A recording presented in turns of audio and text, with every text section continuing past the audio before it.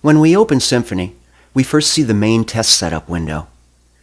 In pin setup, we define our pins and assign them to groups. We also set logic levels and timing. In run setup, we can set the test rate and other run-stop conditions.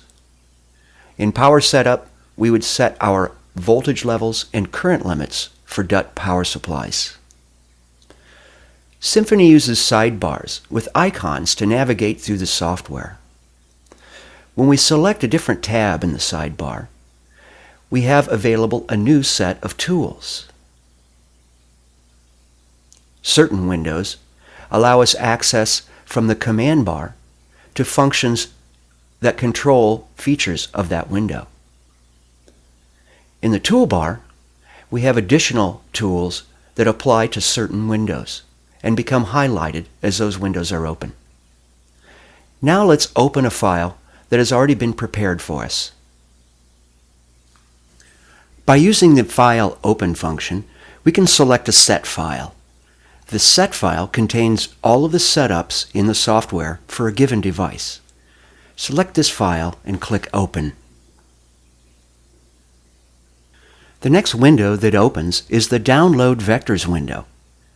Our set file has an association with a given vector file.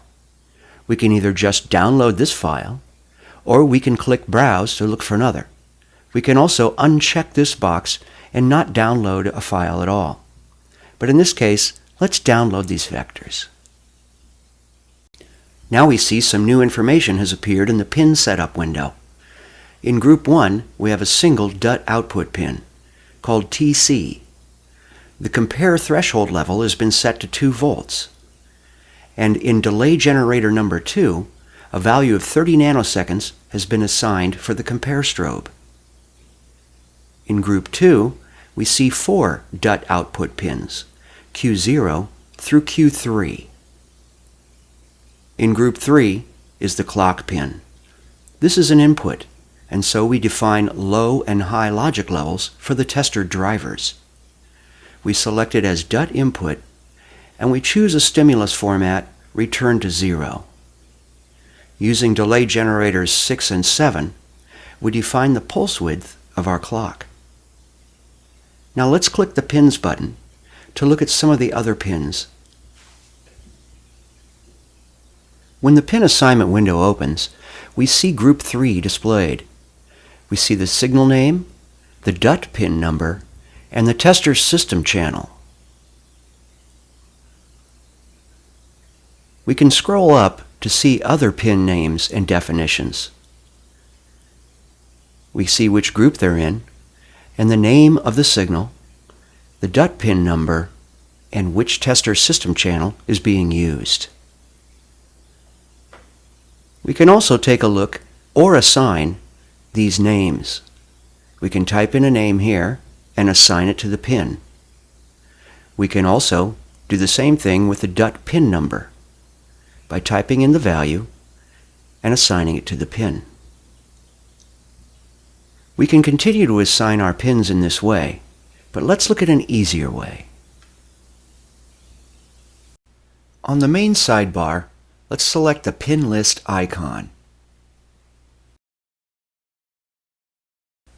This opens the pin list import window, where we can create a list if we've already got a set file, or we can open a pin list.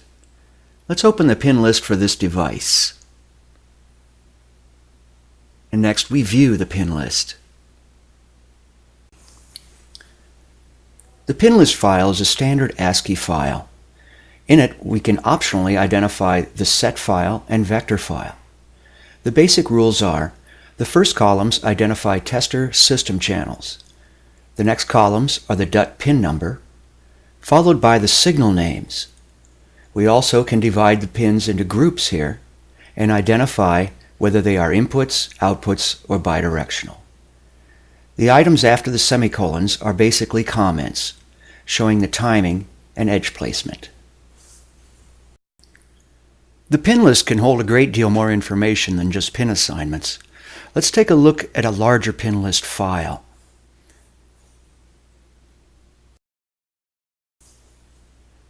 Here we see a great deal more information. We see the pin list as before, but also we can see power supply settings, stop vectors and run conditions, and the test rate. We also see timing generator values and complete group definitions, including leading and trailing edges, logic levels, and programmable load settings for all groups. We can also have definitions for our DC parametric tests. We'll see more on the DC parametric tests later on, but the power of the pin list is certainly clear. When we click Execute, the pin list is imported into the system just like a set file. We can see that our power supply voltage has been set to 5 volts, as directed by the pin list. In Run Setup, our test rate has been set to 10 MHz. Our stop vector and last vector have been both set to vector 90. Let's move on to the next section now and learn about vectors and translation.